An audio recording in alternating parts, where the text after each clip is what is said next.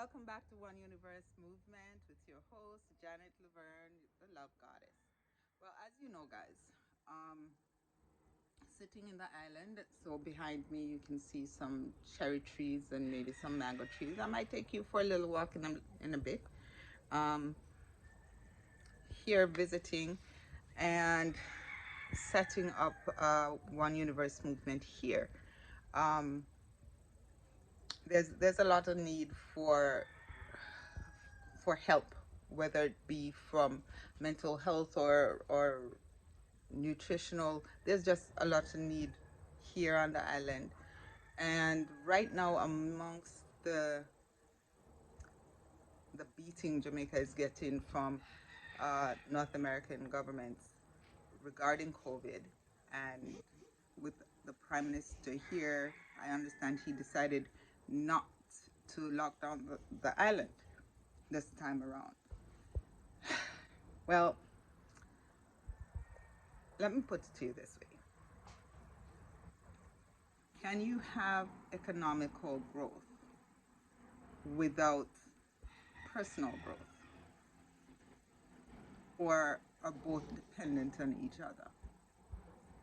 I'm of the opinion that to have an effective economical growth, there must be effective personal growth as well. I say that to say this. How can the Minister of Health on the island and the Prime Minister expect your people to really adhere to the rules and regulation of a pandemic when their lifestyle has not been affected positively enough to accommodate the things that you're asking of them? It's been a shameful amount of time since I was away. I'm too ashamed of how long it's been to want to say it. Huh? So I arrived here and I realized that the transportation system is basically the same as when I was a child. That means in a car that takes four at the back, you have 6 to 8 people sitting at the back during a pandemic. And sometimes the the taxi drivers and the minibus drivers do not have on their mask. They also, there's one particular bus that I got on in Kingston, and when I sat at the back, you know, I got wide hips, guys, wide hips, right? I sit at the back, and I hear the conductor says that we must small up ourselves because you're going to put one more person in the back. There is no more space in the back for no one more person to sit. So I said to the conductor, are you seriously thinking of putting somebody back here? Someone else back here? He said yes. So I said, well, I get enough. And I got up and the persons traveling with me also got off the bus. Not everybody has the time or whatever it is to be able to get off a bus whose conductors insist on stuffing the bus like he thinks he's packing sardines, right? So where was the cops to initiate that there should be room between the passengers sitting on the public transit?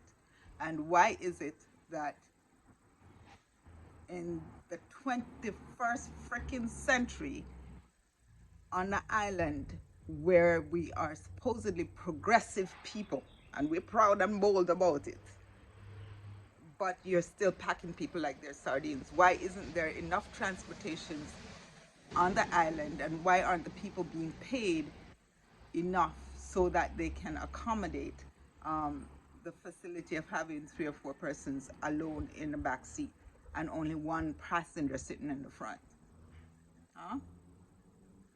Perhaps it's time for the people to actually get on your ministers of health back about the transportation system, because when you're sitting at 5 and 6 and 7 and 8 people in the back, you're sharing bodily fluids with strangers, absolute strangers. So whatever there is, never mind the freaking pandemic at this point, whatever there is that is loose, whatever virus there is, or whatever disease that can be transferred between bodily fluids, your sweat and my sweat, you're going to end up with it. And you will not know where the hell you got it from, because you have been forced into a situation to share fluids with some people that don't live like you live.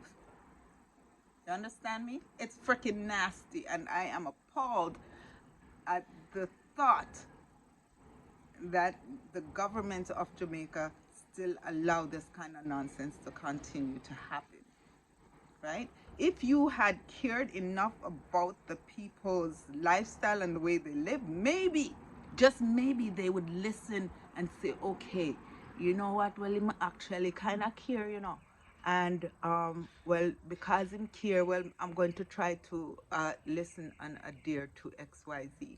But you're not doing that, Prime Minister, you're not doing that. You're doing things for the road, yes. But if the people, them dead off, who go and use the road, start caring about the people. Let's see the Jamaica that Bob Marley talked about so proudly, and the Jamaica that I used to stand up for. I can't stand up for this kind of Jamaica that you have created.